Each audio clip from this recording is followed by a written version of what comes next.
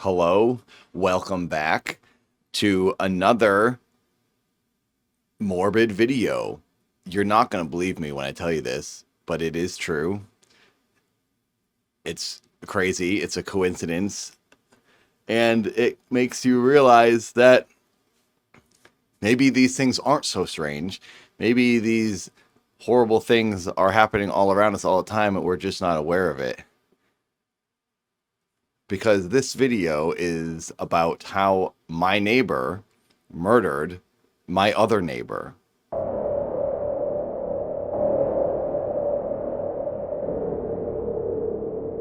Before we begin, I would love to tell you about my brand new merch line. It's called Hyper Fox. When I was working as a gravedigger in Natick, Massachusetts, I would often be cutting the grass and there was a fox that would come out of the woods and sit on the line of trees right where the grass started and just watch me mow grass. That's when I began loving foxes. So I have a lot of friends who are artists who've made merch for me over the years for all my different characters. So we'll feature designs from them and myself, and things will change often. Right now there's only 2 designs listed and are available on various textiles. You can see them on the website now. Okay, now on with the video. So after I made my last video about the former cameraman of mine, my friend Tom, Tinfoil Tom, on YouTube, reminded me, he said, hey, don't forget your neighbor also murdered your other neighbor. And I was like, what? And then he said, remember last year in your apartment complex? And I said, oh my God, I totally forgot this. And then he reminded me and I was like, my gosh, this is like around me all the time. So the story here is when I moved to Portland during the pandemic, I moved to just outside of Portland to this town known as Beaverton. Beaverton is like the neighboring town to Portland, and it's where Nike has its huge headquarters. I lived in this apartment complex called Baseline 158, and it was mostly filled with Nike employees. It was right across from the property. I used to like run through the woods on the trails that Nike owned. In this apartment building, I was on the 5th floor, and this murderer also lived on the 5th floor, and his victim, another woman in the apartment building, lived across the hall from him. I was apartment number 544. He was apartment number 520, and she was apartment number 513. She was diagonally across from him, and they were both around down the hall from me. After I moved out, when Tom texts me and he says, hey, did you hear what happened in your apartment building? I said, no. He said, someone got murdered. I was like, what, for real? He said, yeah, someone murdered a woman in your apartment building. And that's all I knew at the time. And then we didn't talk about it again, but I knew around when it happened. Search continues for 32-year-old Melissa Jubain. She's been missing since Wednesday. This is new video tonight of Melissa's wedding to her longtime boyfriend, Brian. Their wedding in Hawaii nearly 2 weeks ago. Melissa's mother-in-law hopes she will be found soon. And now the story has come up again publicly, and it's become a pretty big case. This is like, a lot of people are talking about it because it's being delayed a lot, and it's seeming suspicious that it just keeps being delayed.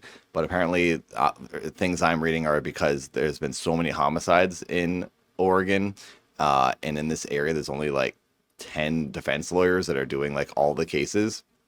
Maybe that has something to do with it, but there's a lot of protests and people are upset about this case, so it's getting a lot of attention. This woman, Melissa, who was a nurse, just got married. It was 2 weeks after her wedding when her neighbor, the guy across the hall, Bryce, apparently, I have to say, because the case is still going on. It's being pushed till next year now. He's in jail now.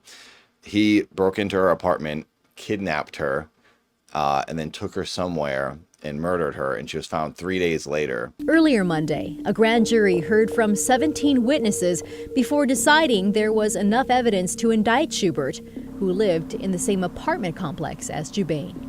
Jubain's body was found on September 6th. Police have not shared where or what led them to Schubert, and several court documents remain sealed. There's a very good chance I saw them because I saw almost every single person in my apartment building, especially on my floor. I walked up and down those halls right by their apartments constantly. This was when I was training for Creator Clash 1. This is where I lived during Creator Clash 1, all of my training after Creator Clash 1 for a little bit, and then I moved back to LA.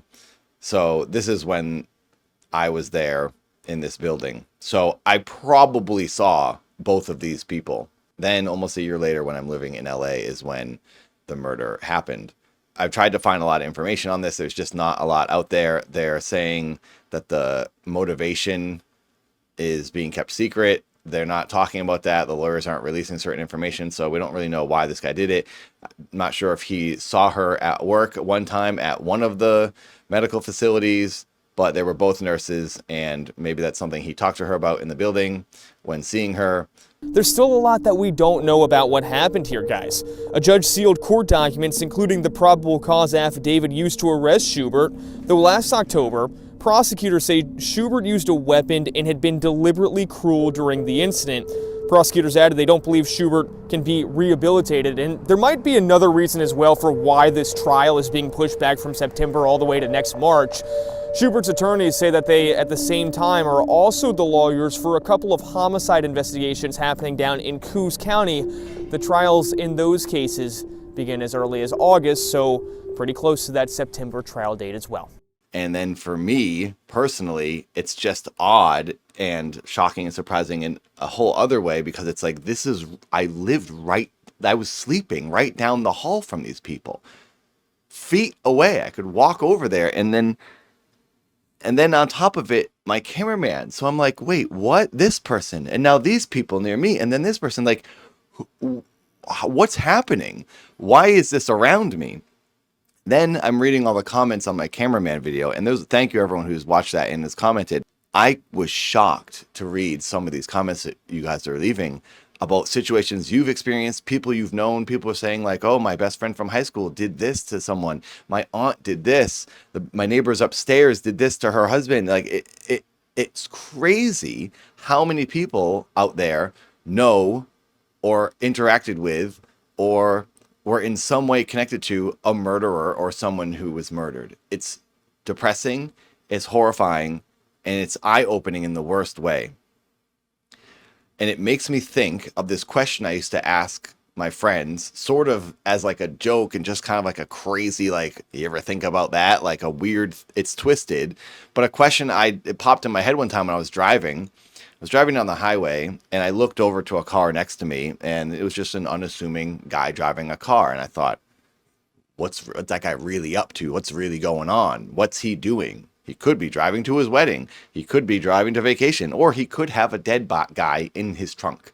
So the thought popped into my head out of like some morbid curiosity of like, whoa, you don't really know what's going on with other people. You don't know what's in people's cars. So when you're driving down the highway, and you're passing tons of cars, and other cars in the other lanes are passing you, you're passing hundreds, thousands of cars in your whole lifetime. Think of all the cars you've passed and have passed you, and how many of those cars have had a dead body in their trunk.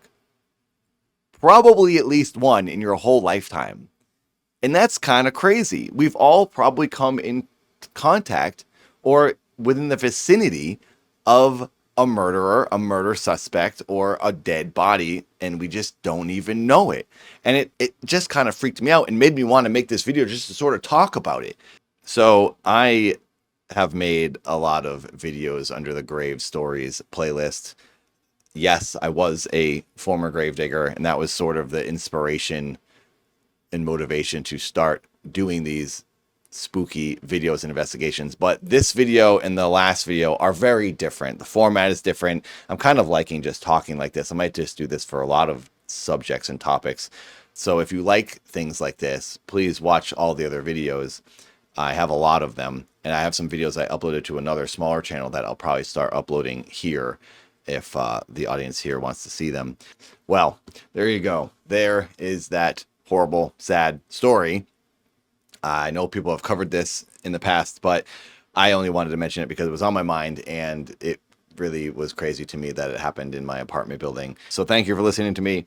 I hope you're all well. Take care of yourselves. Please, please beware of your surroundings and who you hang out with. Protect yourselves. Thanks for listening. Goodbye.